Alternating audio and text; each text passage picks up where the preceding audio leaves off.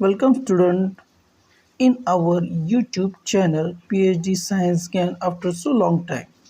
Today we are going to see 6th standard topic number 3 diversity in living thing and their classification part 3. In this we are going to see need of classification of plant on the basis of their height of stem. Before starting our lecture, if you not subscribe our channel, then please subscribe it and hit the bell to get next video notification. So let's start the topic.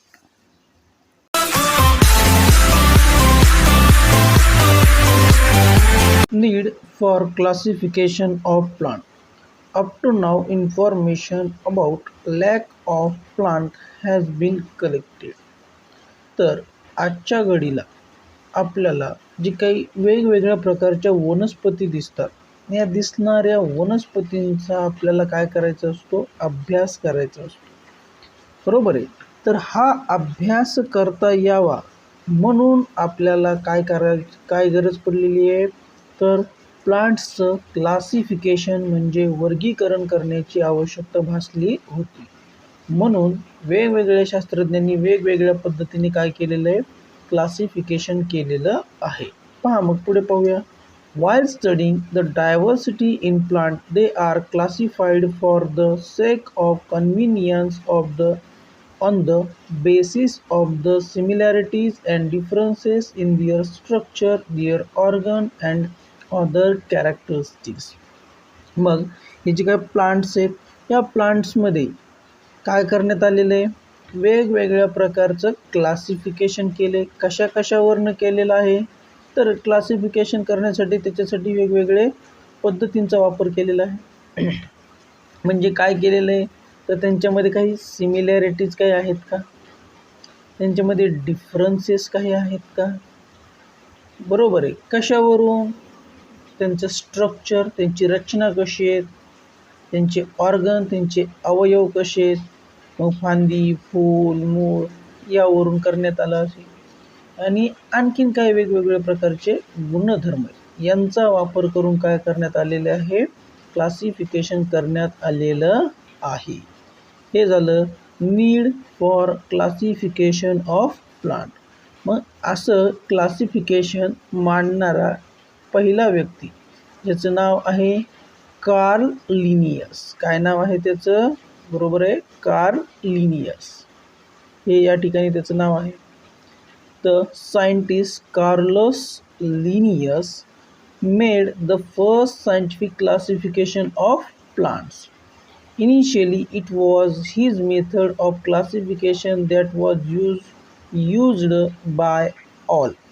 मग या Carlos लिनियसनं जी काही सगळ्यात आधी method सांगितली ही method आजच्या घडीला सुद्धा आपण काय केलेली आहे बऱ्याचदा वापरत आहोत आणि जगामध्ये सर्वांद्वारे ही वापरली जाणारी मेथड आहे. लक्षात आलं. तर नेक्स्ट पार्ट पाहूया. क्लासिफिकेशन ऑफ प्लांट्स वनस्पतींचं वर्गीकरण. मग वनस्पतीच्या वर्गीकरणामध्ये नेमकं काय आहे ते आपण पाहूया. We can easily notice the differences in the shape, height of the plant in our surrounding.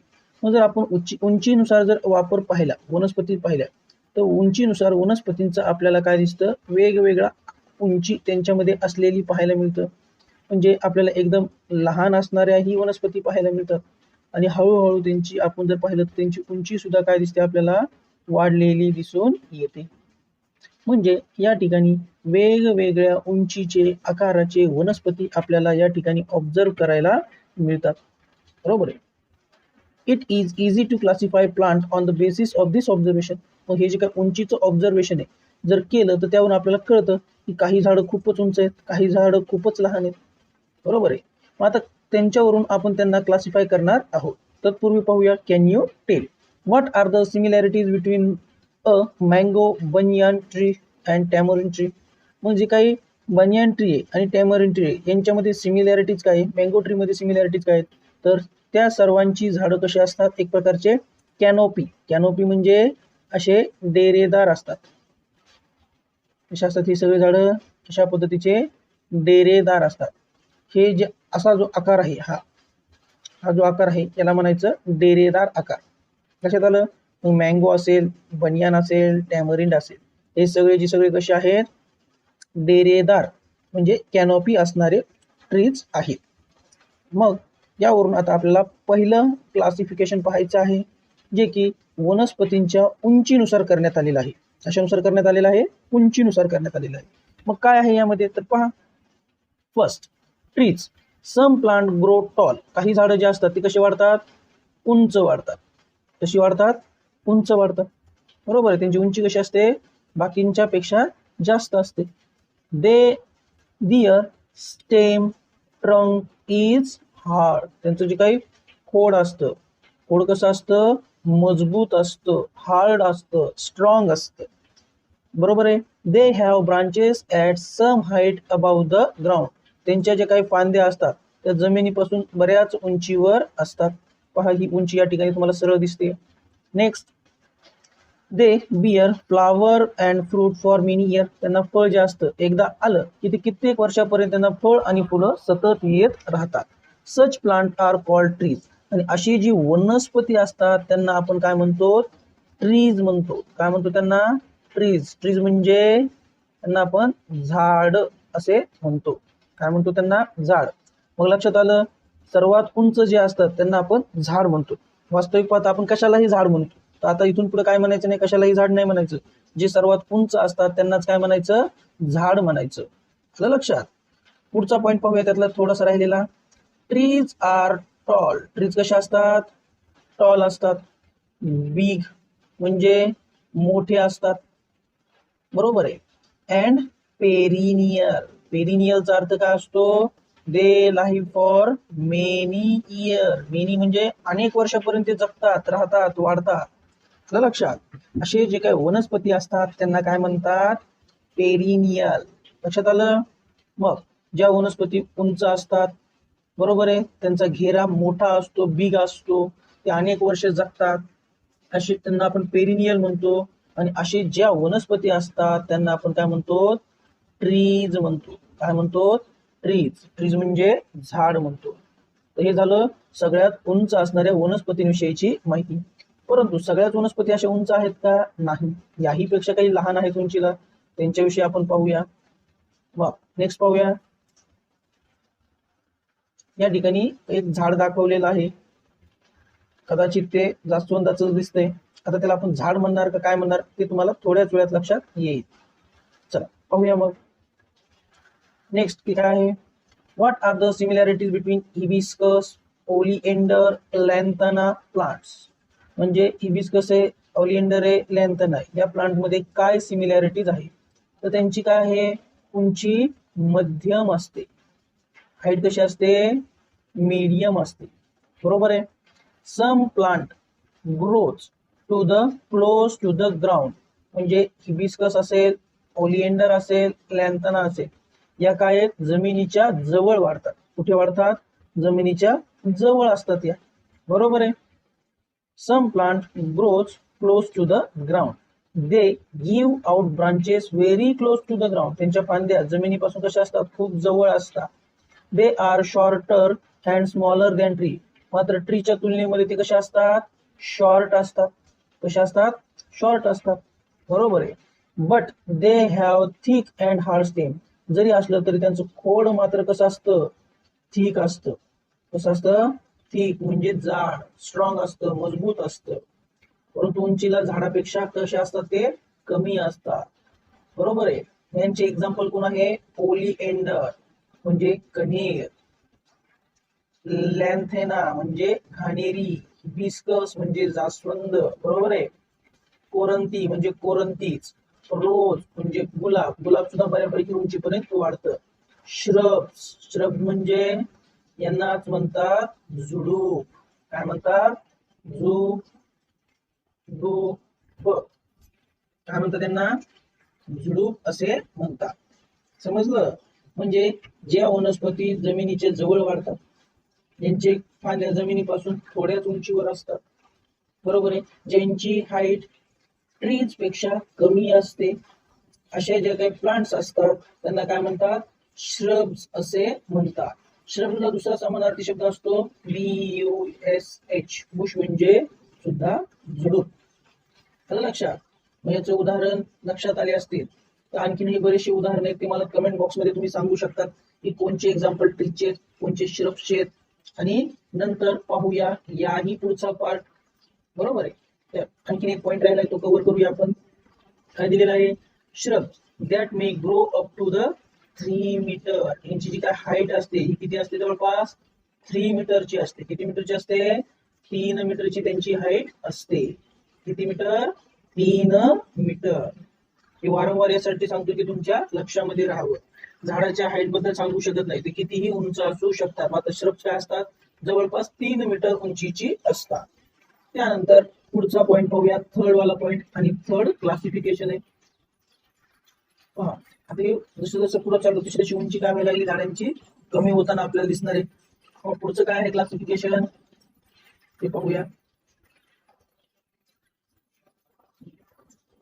काय विचारलेले आहे? Next, what are the similarity between fenugreek, periwinkle plant. Fenugreek म्हणजे मेथी, पेरिविंकल म्हणजे कालव. मग या ज्या वनस्पती आहेत यांच्यामध्ये काय सिमिलॅरिटी आहे? तर त्यांच्या उंची काय नसतात? खूप जास्त नसतात. ते जवळपास 1 ते 1.5 मीटर उंच असतात. काही तर त्याही पेक्षा लहान असतात, 1 मीटर पेक्षाही लहान असतात. बघूया मग तसे. आणि ते जे काही क्लासिफिकेशन आहे ते आहे हर्ब. हर्ब म्हणजे रोपटे. बरोबर आहे, रोपटे. Herb grows up to 1 to 1.5 metre tall. Herb 1 ते 1.5 मीटर उंचीपर्यंत वाढतात. Stem of herb are green in colour. त्यांचं खोड जे असतं तसं असतं ग्रीन कलरचं असतं. White flexible as compared to bush. आणि ते फ्लेक्झिबल असतं, लवचिक असतं. त्याच्याकडे ट्रीज आणि बुश. आणि ते ट्रीज आणि बुश जे मजबूत असतात आणि गलचे खोड कसे असतात? ते लवचिक असतात. बरोबर आहे. Herbs will live for few months or up to 2 years. म्हणजे हर्ब कमीत कमी काही महिन्यांपासून ते काही जवळपास 2 वर्षाच्या आसपास पर्यंत काय होऊ शकतात? जगू शकतात. पूर्ण पाठ येतो हर्ब विषयीचा आहे. सगळ्या प्रकारे अभ्यास करा. मग असे आपण 3 पार्ट पाहिजे. तुम्हाला 3 क्लासिफिकेशन पाहिजे. कशावर? त्यांच्या हाईट मध्ये क्लासिफिकेशन आपण पाहिजे. कशाची हाईट? प्लांटची height. According to the size and the height of the stem, plant can be classified into 3 types. वनस्पतींच्या उंचीवर 3 प्रकारची काय पाहिजे? क्लासिफिकेशन, वर्गीकरण पाहिजे. पहिलं आहे एज म्हणजे झाड, दुसरा आहे श्रब म्हणजे झुडूप आणि तिसरा आहे हर्ब. दुसरा आहे classification on the basis of their size, height of their stem. चांगल्या पद्धतीने तुम्हाला काय क्लासिफिकेशन आहे कमेंट बॉक्स मध्ये तुम्ही सांगा. नेक्स्ट आहे जर्मिंग टेल. आपण इंटरेस्टिंग आहे कारण जर्मिंग मध्ये all those things plants like pumpkin and indoor pepper, kavli, watermelon or the black white. How do they grow? या ठिकाणी त्यांना वेगवेगळ्या प्रकारच्या वनस्पतींची माहिती दिली. वनस्पतीमध्ये एक वैशिष्ट्य या स्वतःहून उंचावर वाढू शकत किंवा उंचापर्यंत जाऊ शकत नाही. त्याला काय लागतो? आधार लागतो. त्या भाषेला आपण काय म्हणतो? काय म्हणतो त्याला? वेलींना आधाराची आवश्यकता असते. कशा प्रकारे आधाराची आवश्यकता आहे? वाईट्स म्हणजे वेल. सनी वाईट मी वाटला सुकून वर वाढवण्यासाठी कशाची आवश्यकता असते? सपोर्ट. सपोर्ट म्हणजे आधाराची आवश्यकता लागत असते. बरोबर आहे.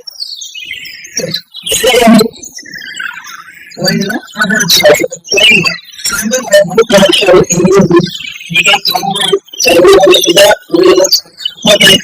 वर चढण्यासाठी आधारांची आवश्यकता लागत असते. उभा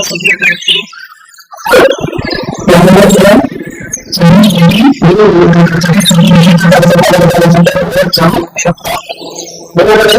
आणि या प्रक्रियेचं उदाहरण